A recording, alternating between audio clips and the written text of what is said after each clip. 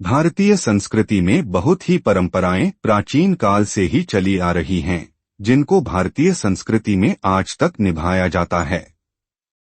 इन्हीं परंपराओं में से एक चरण स्पर्श करना है।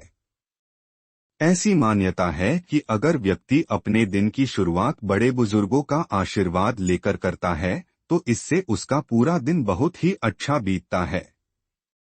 भारतीय संस्कृति में बड़े बुजुर्गों के पैर छूने की महान परंपरा है, जो शिष्टाचार और दूसरों का सम्मान करने का प्रतीक होता है। लेकिन वैदिक शास्त्र में ऐसा बताया गया है कि कुछ लोगों के पैर छूना वर्जित होता है। अगर कोई व्यक्ति ऐसा करता है तो उसे पाप लगता है और अशुभ फलों का भागी भी बनना पड़ता है।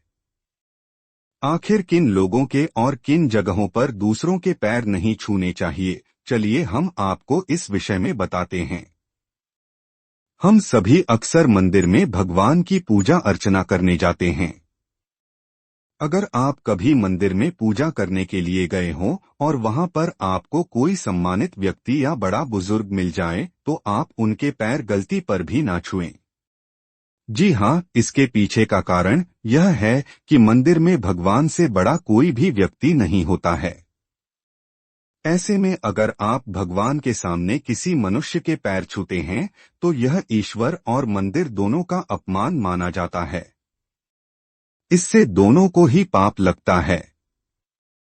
इसलिए आपको इस बात का ध्यान रखना होगा।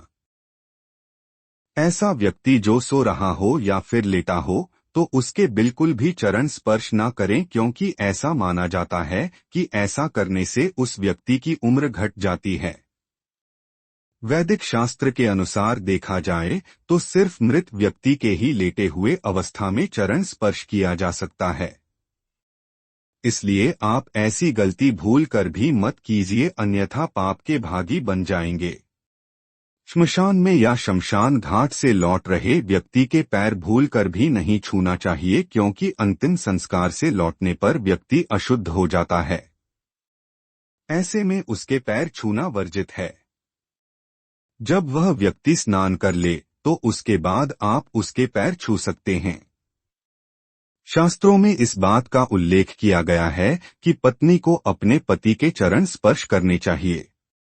ऐसा माना जाता है कि जो पत्नी ऐसा करती है, इससे उसके परिवार का सौभाग्य बढ़ता है। लेकिन इस बात का विशेष ध्यान रखें कि पति को भूलकर भी पत्नी के पैर नहीं छूना चाहिए, क्योंकि ऐसा करने से परिवार पर संकट के बादल छाने की संभावना रहती है। इतना ही नहीं, बल्कि परिवार को आर्थिक परेशानियों का भी सामना करना पड़ता है। किसी भी पिता को अपनी बेटियों से पैर नहीं छुआना चाहिए। धार्मिक विद्वानों के मुताबिक किसी भी पिता को अपनी बेटी, भतीजी, नतिन या पोती से पैर नहीं छुआने चाहिए, क्योंकि यह सब देवियों का बाल रूप होती हैं।